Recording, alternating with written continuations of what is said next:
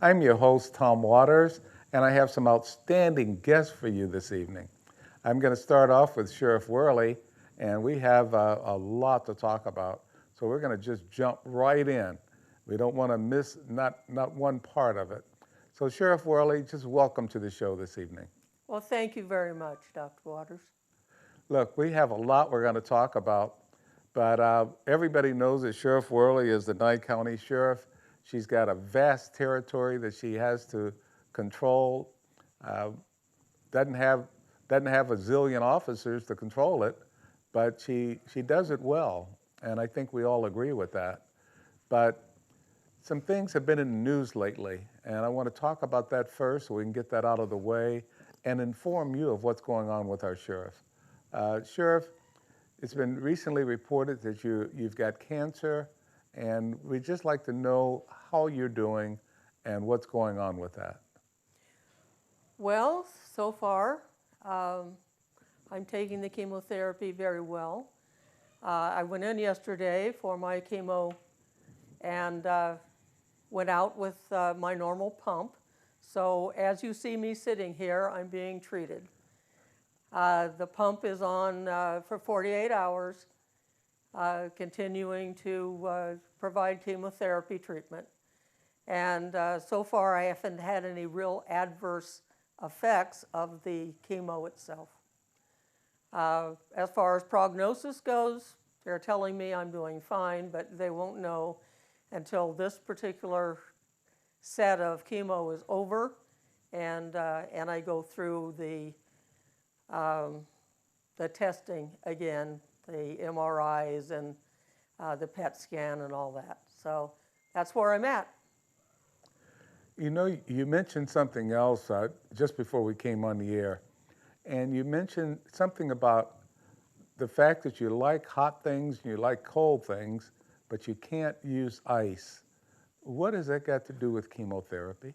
Well, it seems that it changes your body structure a bit when you're on chemo, and this doesn't happen to everybody, and evidently it doesn't happen to very many, but it happened to me. I liked iced tea an awful lot, and so after I got out of chemo the very first time, and I was hungry, I went out to eat, and I ordered my normal iced tea. Well, I took a great big drink and naturally got some ice, and the ice stuck to my tongue and burnt me. I didn't know what was going on, and so I had asked one of the nurses. She said, yes, that's a side effect, but only for 1 in a million. Well, it had to be me. So now I don't drink anything that's cold or anything that has ice in it, and I'm doing just fine. Well, with all the people out there that might have chemotherapy or cancer, and that's something you need to know. It's something I had never heard before, but that's one of those side effects that sometimes doctors don't tell you about, and now our sheriff has let you know from experience, personal experience, that that's something you don't want to experience. It was really weird. So thank you, Sheriff, for giving us an update on that. Oh, thank you. There's one other thing, too. Our sheriff is such a community supporter. She supports everything in our community. I know we have Veterans Day coming up shortly, and she's there to support us every step of the way. But there's so many other things you do in the community. Sheriff, can you tell us about some of those? Well, we do a back-to-school drive every year. We do a Christmas toy program. And we do that all over the county. We don't do it just in Pahrump. We do the turkey giveaway. It's Ticket or Turkey. It's a national program. We've been doing that now since I got here. And I believe it was done one time during former Sheriff Tony DeMayo's regime. It's picked up speed. We don't just do it here in Pahrump. We also do it in Beatty, Amargosa, Tonopah, Round Mountain, and throughout the county. We adopt families throughout the county and provide toys and Christmas dinner. We've done that up to COVID. We weren't allowed to do that during COVID. So we we substituted cards. What would I call that? They were cards with money on them, so that the people could actually go out and buy their own dinner. Tours of facilities, we ask anybody that wants to come down and take a look at our facilities, walk through the sheriff's office with a tour, or go down to the jail and tour the jail. We advocate that.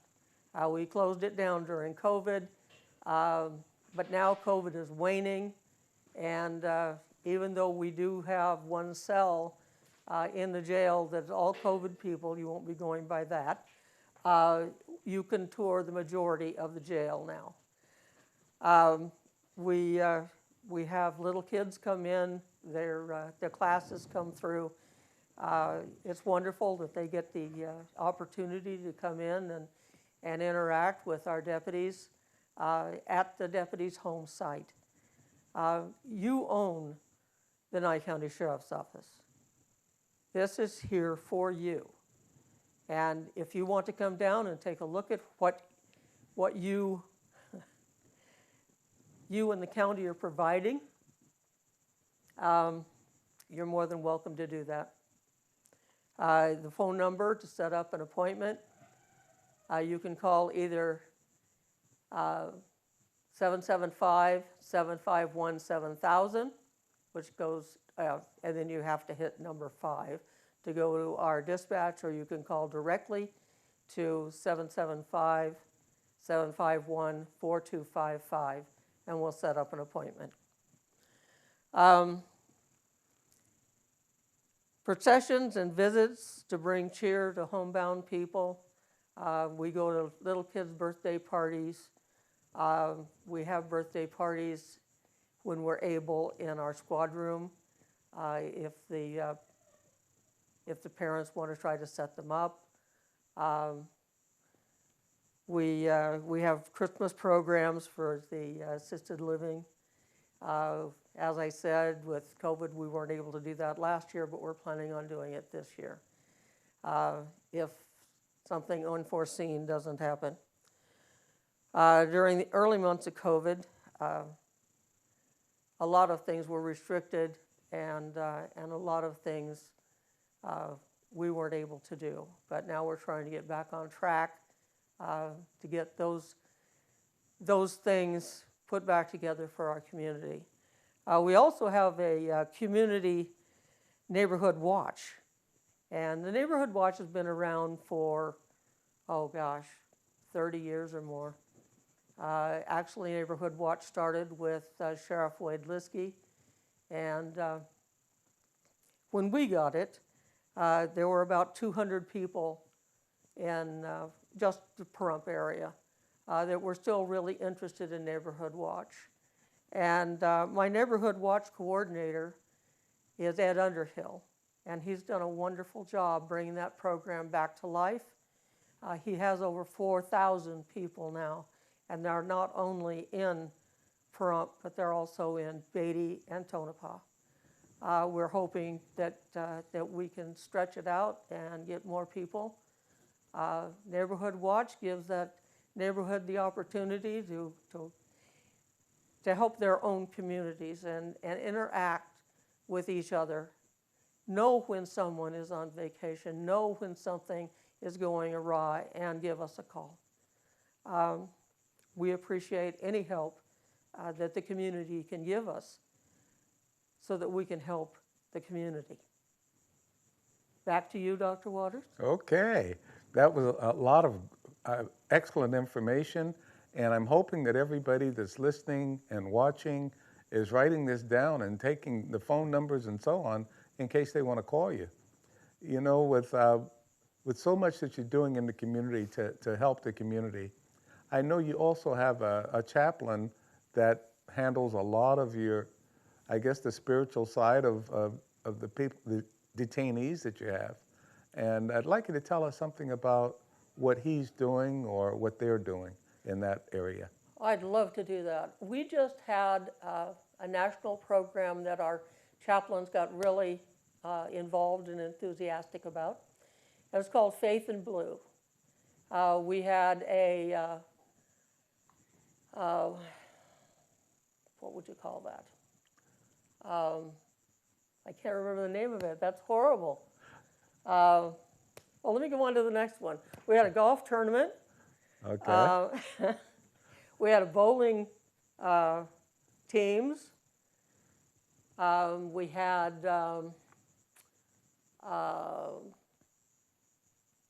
we had an event in the park, which all the churches participated. Well, not all the churches, but the churches that participated brought everything down to the park, and we had a music festival, and churches were able to give out information about their church and what they did, and of course the sheriff's office supported that. The Faith in Blue also went to Beatty. They had a float in the Beatty Parade. They also had a float in the Harvest Festival. Sorry about that. Fall Festival. I'm old school. It's really hard to be new and bright these days. We had Fall Festival for well over 25, 30 years. Now we're doing the Fall Festival. And We're calling it the Fall Festival now. I keep getting That's confused. okay. Sure. Anyway. Look, we're running out of time for this. Sorry about that. That's okay for this session, but we're going to pick it up in the next session. So I'm going to ask everybody to stand by as we take a short break and then come back, because the sheriff has so much more that we want to talk about. So come back and join us. Welcome back. We have our county sheriff, Sheriff Sharon Wehrly, with us, and she's been providing so much information. I know we were talking about all the things in the community that the sheriff's office is doing, but there's some things that you may not know. So I'm going to ask the sheriff to expound on a lot of things that they're doing just for the community and how some of those things are paid for. Sheriff? Well, let's go back to ticket or turkey, or our Christmas giveaway, which is a ham or handcuffs. First of all, I want you to know that we can't stop anyone for any of these programs unless we see a violation. And so that's the whole crux of giving away something instead of giving a ticket. We give a warning. We explain to the person why we stopped them, and then we give them a turkey. And if they have children in the vehicle with them, we generally give them a toy of some kind. Now, what we give is items that have been donated to us for these various programs. We go out and solicit donations. So it's not coming out of the county budget at all. It's coming out of my pocket, other folks, other deputies and staff members, their pockets. It's coming out of the pockets of donors that we have throughout the county. And in this particular case, the main donor for this year's turkey giveaway is C. Skinski. You may know him as the auctioneer. So I wanted to put that to rest, that none of the programs that we have for community service come out of the county budget. Yes, our people are getting paid, but they're getting paid to do the job that they were basically supposed to be doing in the first place, and that is stopping people for violations. Let's see, what else would we like to talk about? Well, you mentioned something about the chaplain in the last session, and I think there was something else you wanted to mention about the chaplain program. Oh, yes. The chaplains go out on critical incidents. They've been trained and are certified for critical incidents. We have a program that we're trying to put together between the chaplains and partnering with the local churches. We've had a lot of church interest, and we really appreciate that. We're preparing again for a continued emergencies. They happen periodically, and our chaplains are always ready to assist anyone. If you need a chaplain, you don't have your own pastor, or you'd like to get a hold of a pastor from a particular religious sect, please feel free to call our pastors. They have a list of every pastor in Nye County, I believe, so far, and have contact information. Our pastor, we have one pastor that provides services every Sunday in our jail, and he's there to counsel our inmates and also our staff if they need it. So basically, that's our program for our. Okay, now that sounds great, and we knew that they were doing a lot of good work for the county, but you also have the auxiliary, and sometimes we forget. We see the auxiliary in so many situations, but tell us more about how you hire the auxiliary and exactly what they do. Well, the auxiliary's been around since Wehrly. It was first called the Community Action Team. They had approximately 18 to 25 people who worked for the sheriff's office as volunteers, and we've expanded that program. Now we have around 40 people that are on the auxiliary team, and through COVID we wouldn't have been able to provide the services that we did at the grocery stores and other sites throughout the county, including all of the testing facilities. They also man all of the RAMS testing facilities. When that happens, they are there for our accidents. They take over so that they relieve the deputies, and the deputies are able to go perform other service calls and not be stuck directing traffic at huge or even small accident scenes. They're absolutely indispensable. They work from here to Tonopah, and we've even sent them out further than that. They provide the security for the Fall Festival. They provide security, traffic control for Beatty Days and Tonopah Days, and anyone else, Jim Butler Days, that might want to have an event that they think is going to cause a traffic problem. So if you think you do have that type of an event, you can call and ask for, we call them SAU, support, Sheriff's Auxiliary Team.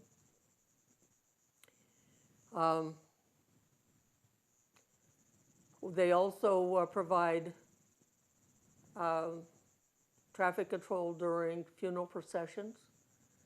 They work approximately, well, last year through the COVID, they worked almost 30,000 hours.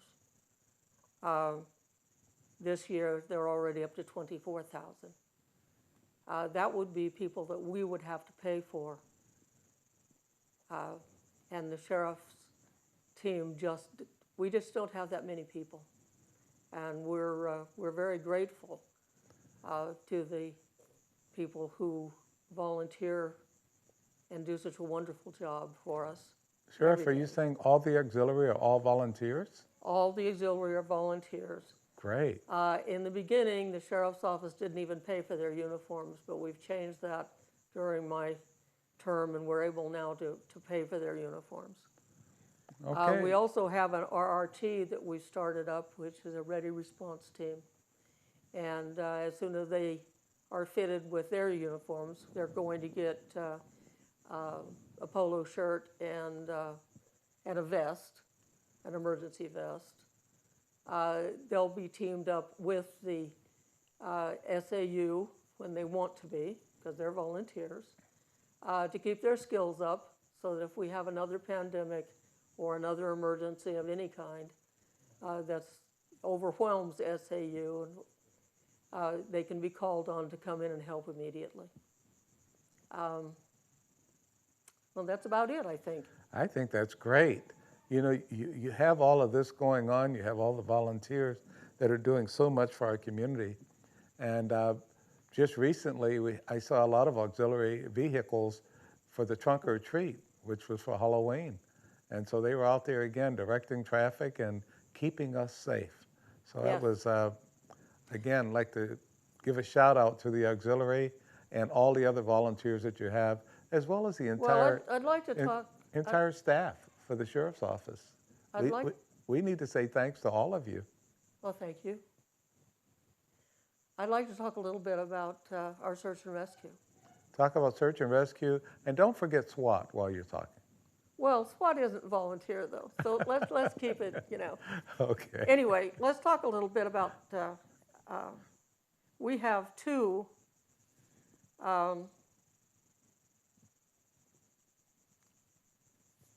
We have two teams. One is located in Tonopah. The other one is located down here in Pahrump.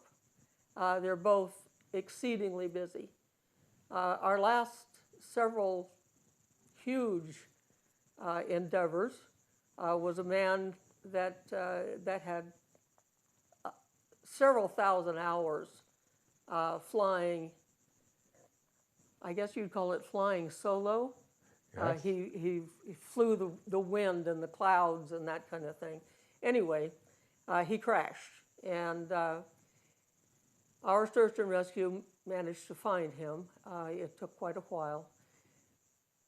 But that was our northern search and rescue, and they're absolutely wonderful. They take off in the middle of the night. They find people in places that are 50, 60, 70 miles from anywhere. Our search and rescue in Pahrump does the same thing, but they're more urban, I guess, is what I'm trying to say. Their search areas are generally within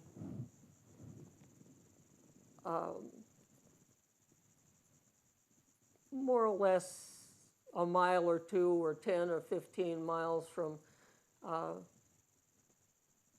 housing tract or what have you, where Northern Search and Rescue is completely out in the middle of absolute nowhere.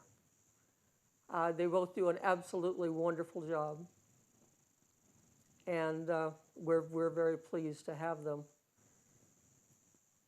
That's search and rescue started in Tonopah a good 10 years before it started in southern Nye County. In Tonopah, they started in 1965. In Pahrump, they started in 1975 in June.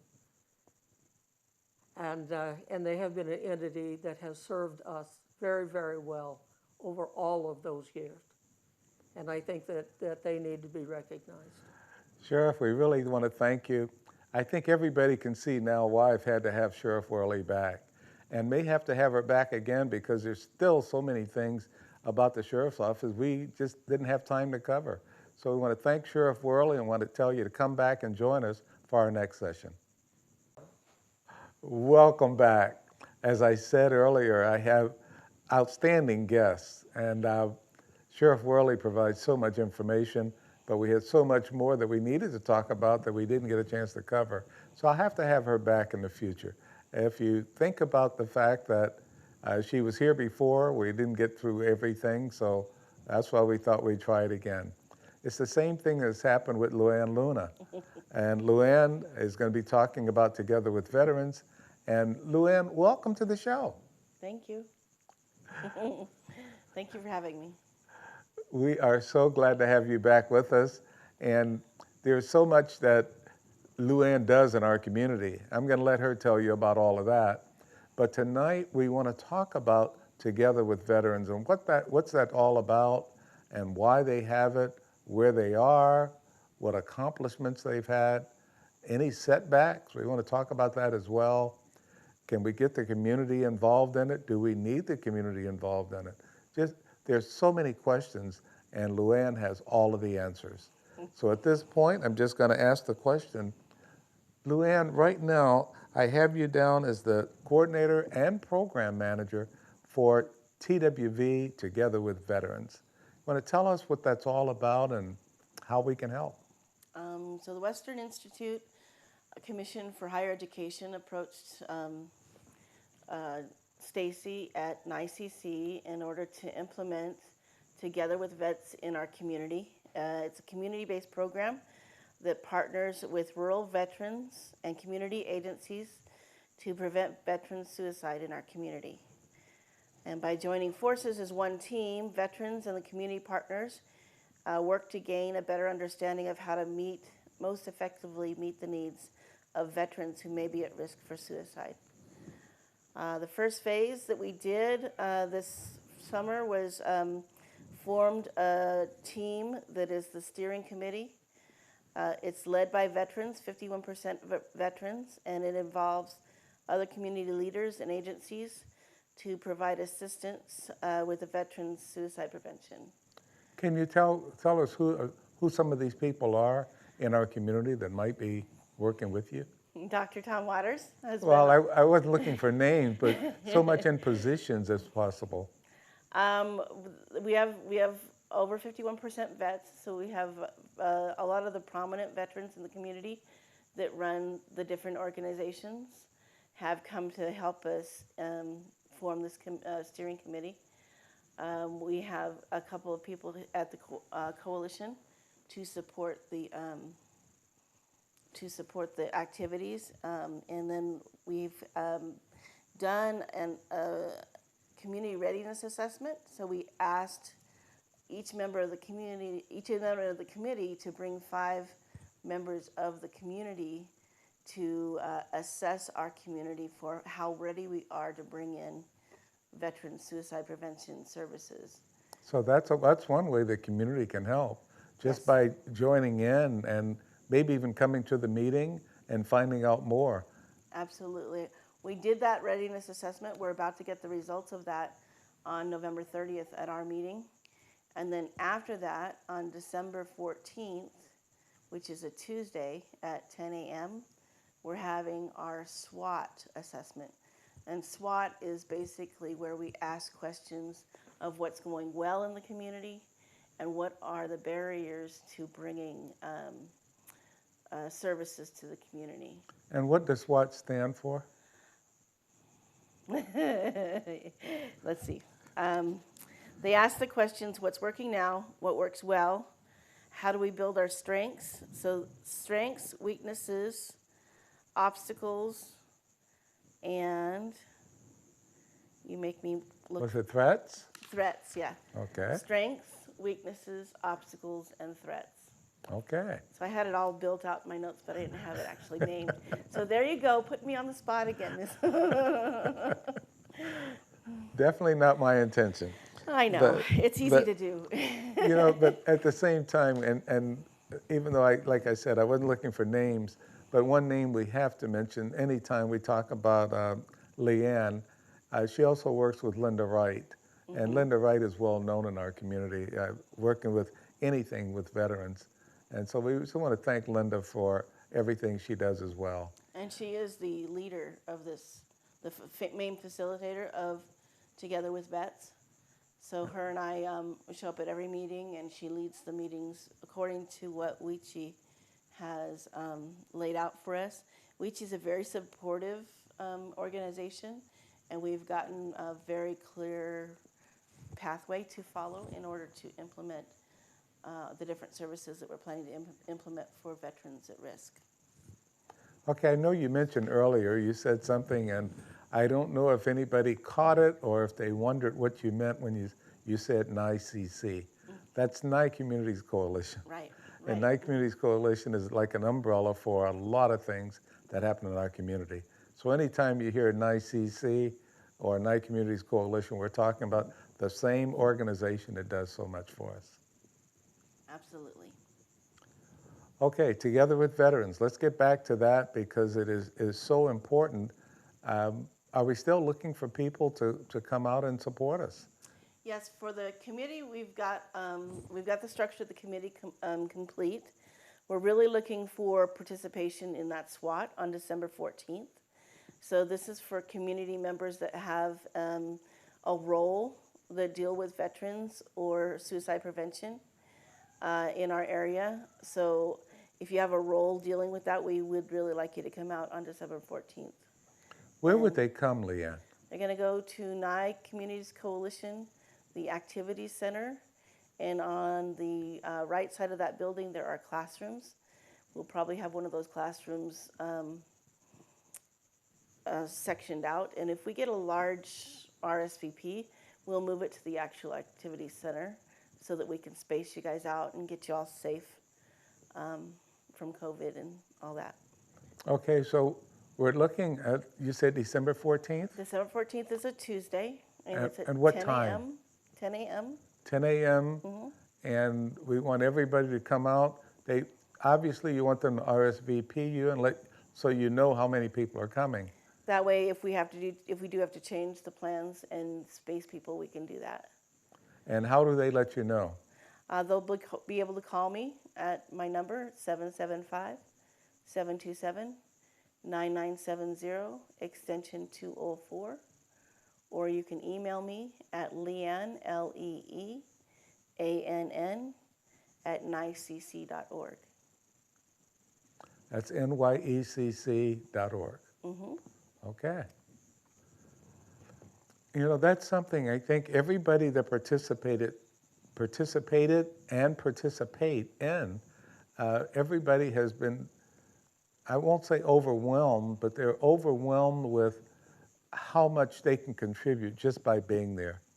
They find that they have something to contribute, and it is so important that we participate in this because we're talking about lessening, reducing, or eliminating veteran suicide.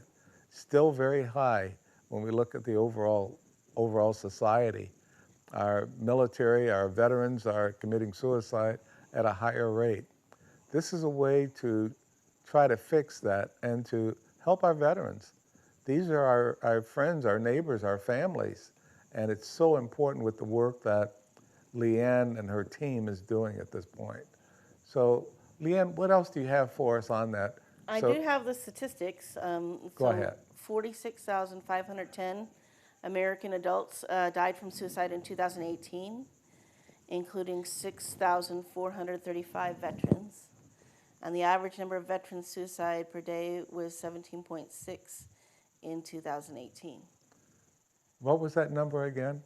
For veterans in 2018, 6,435 veterans died of suicide in 2018. That's entirely too many. One is entirely too many. So those numbers are staggering. And whatever we can do to reduce those numbers or even eliminate those numbers, that's why we want to step forward and do everything we can for veterans. We've had some really great conversations through our committee, and within that process we've learned that most of what we need to combat suicide is connection. And it takes a long time for someone to go without connection before they consider thinking about suicide. But we've realized, and there's a cultural thing, sometimes we don't want to talk about suicide because it's a difficult topic. And we're also in the habit culturally of avoiding mental health altogether. Because we're productivity minded, we tell people to buck it up and put it aside so that they continue to be productive. And And then there's also the pervasive belief that if we talk about it, we're giving them permission to, or the idea to take their own life. And that's actually been proven wrong. That's not something that happens. We're much more,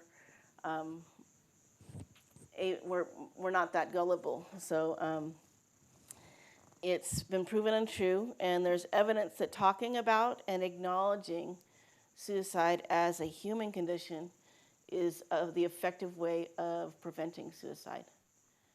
You know, you mentioned it, but I think I want to go over it again, because you asked the question, why would someone want to commit suicide, and what leads up to suicide, and why don't we talk about it more? But you just gave some excellent rationale as to why we don't. It's a cultural thing. We really, we're afraid of mental health. We're afraid because it is a big unknown. But what we really need to lead with is recovery is possible, and early intervention is essential. Most people go 10 years before they get help for depression. A lot of people do.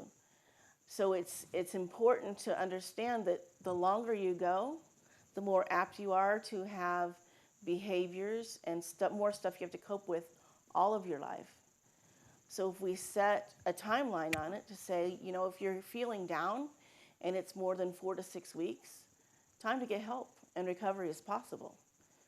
And if it goes 4 to 6 weeks, you're out of help 4 to 6 to 12 weeks later, and you're on with your life. If you go 10 years before you get help, it could be 2 years of therapy, and then you have behaviors that you're continuing to have to deal with afterwards. You know, and you look at those things, and when you have someone say to you, man up, you know, you can get through this. If you need help, you need to find help. And we're going to talk about that more in the next session, so come back and join us. Welcome back for our final session. And I always hate for the show to end because we have so much more information for you. And I want to thank my guest, Leanne Luna from Nye Communities Coalition, and she's talking about Together with Veterans, TWV. And so, Leanne, there's so much more. We want to invite people to come out to the meetings. We want them to support it. So what else can you tell us about it to make sure that they get all the information they need? The next community-based event we're having is the SWOT. That's the Strengths, Weaknesses, Obstacles, and Threats Assessment that we are doing, and that's on December 14th at 10 a.m. And we are asking members of the community that have contact with veterans who may be at risk for suicide to come and weigh in on what are the strengths, weaknesses, obstacles, and threats to placing veteran suicide prevention programs in our communities. So we'd like you to come out and participate with that. We have the committee that we have several prominent community members that are participating in the committee, including Linda Wright and Dr. Waters. And these are people that are in service to veterans and have a role to play in placing veteran suicide prevention programs. And we're appealing to the community to come participate with us with this event, with this particular event, and with this project, so that we get as much information as possible when we are assessing the community for our program. And we're looking for all of you, everybody out there that's watching this show. We're expecting all of you to contact Leanne, let her know that you're planning on attending this because you have something you want to contribute, you have something you want to say, you want to learn more about veteran suicide and how to prevent it. In our community, we definitely don't want it to increase. We'd like to eliminate it completely, but at least reduce it. And one of the ways of doing that is to get all these minds together and talk about exactly what we need to do. Talking about suicide is so important. We have grief programs. We have all the other programs, but we won't have to talk about grief if we can prevent that suicide. Think about that. So come out and support Leanne, and uh, she's she's the program manager, and she's providing so much information for us. But like she said, she's got some prominent members of our community that's coming out to support, and you are also part of that prominent community. So come out and join us. And she's going to give you the phone number so you can call again. It's on December 14th. She said it's a Tuesday, starts at 10 o'clock, but she needs to know how many people are coming. And the only way she's going to know is if you call. So we want you to call her, let her know, look, Leanne, I will be there. And so, Leanne, give us the phone number again. Repeat everything that I've said. I don't mind that at all, to say when it is, where it is, and so on. Okay, so it is a SWOT, so strengths, weaknesses, obstacles, and threats, to providing mental health awareness trainings and suicide prevention for veterans. It is December 14th on a Tuesday at 10 a.m. It is going to be at the Nye Communities Coalition Activities Center at the classrooms on the right side of the building. My number is 775-727-9970, extension 204. My email is Leanne, Leeann, @nyecc.org. That sounds, you've got all that information. So I hope you wrote it down, and you're going to go ahead and call Leanne and let her know that you're going to be there. Remember, too, that we have so many veterans in our community. I'm going to say Pahrump is a veteran-friendly community, but that's all of Nye County as well. So when we talk about Nye Communities Coalition putting together something that's going to help veterans, it helps all of us. It helps our entire community. So that's what we're looking for, but we need your support. We can't do it without you. And it's so important that we try to get that together. Now, Together with Veterans did not originate here in Pahrump. It originated someplace else, and Leanne has already mentioned that. I'm going to ask her to mention that again, but also how expansive it is across our country and what they're trying to accomplish across the country, as well as within Nye County, as well as within Pahrump, on what we're trying to accomplish with Together with Veterans. So the Western Institute Commission on Higher Education has developed this program and has put it in many, many communities. So quarterly we get to see a meeting where all the different communities come together and tell us how their programming has been developed and how it is being, it's evidence-based programming. So all of it that we are teaching is evidence-based, and basically it's evidence-based to increase connection in the community, because connection is the ingredient that is very important to suicide prevention. So the classes I teach are mental health awareness classes, and these classes teach everybody in the community how to approach what might be mental health crisis, and how to be the listening ear and how to create that connection. So that's why we were approached with NYCC in order to implement the WICHE program, WICHE, Western Institute Commission on Higher Education. And so that's how this came about, is that we had the Mental Health Awareness Training Grant, and these trainings, all the veterans that are on the steering committee, most of the veterans that are on the steering committee have gone through this training, and the trainings will continue throughout the community. So that's another thing. That's another way anybody can participate, is learning how to create the connections we need to stop suicide. You know, I've got some information in front of me, and I just want to go through this to let you know exactly where we are. First of all, what are the local attitudes toward veterans? Now, we know that we're a veteran-friendly community, but what's the attitude toward veterans and veteran suicide? How about awareness? And Leanne has already focused on this, and she's mentioned it. The awareness. How aware are you of veteran suicide? She gave statistics, she gave numbers, and in our community, it's a serious problem. The connection and coordination across local veteran servicing agencies. There are a lot of agencies around. Do you know all of them that can help veterans and help our community? If you don't know all of them, by coming to the meeting that she talked about on December 14th, you can learn about all these different agencies, what's available, what's not available, what's working well for the veterans in our community. There are some programs that are working very well, and there are some that are not working so well. What are they, and what's the difference, and how can you help make them better? What needs improvement? There may be some that you say, well, I know we have this particular program, but we can fix it or we can improve it by doing this or that. Those are very, very important to hear because ideas from everybody helps everybody. And this is what, when we talk about together with veterans, that's what we are. We are together with veterans and their needs and trying to prevent, avoid, and eliminate veteran suicide. Leanne, what have I missed in what I've just said?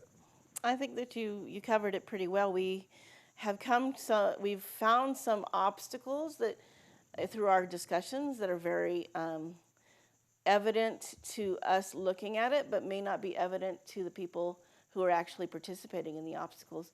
One of them was that each veteran coming from each different war has their own group and they don't really mix. And veterans aren't a group that are wholly together. They stay in their little groups depending on what war they fought with or what category they stay with. So that's an obstacle because WECHI and Nye will use veterans to help other veterans.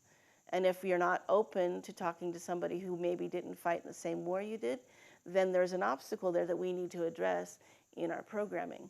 So we found it's fascinating work to find what's holding us back and how to open it up to where we can talk about honestly, talk about suicide, acknowledge it as a human condition, and to move forward with creating the connection that is proven to stop suicide. You know, Leanne, when you mentioned that, and it kind of touches home with me because, yes, I find that Vietnam veterans, you see my hat, as a Vietnam veteran, I talk to Vietnam vets. Veterans from Afghanistan or Iraq, I can talk to them, but it's not the same.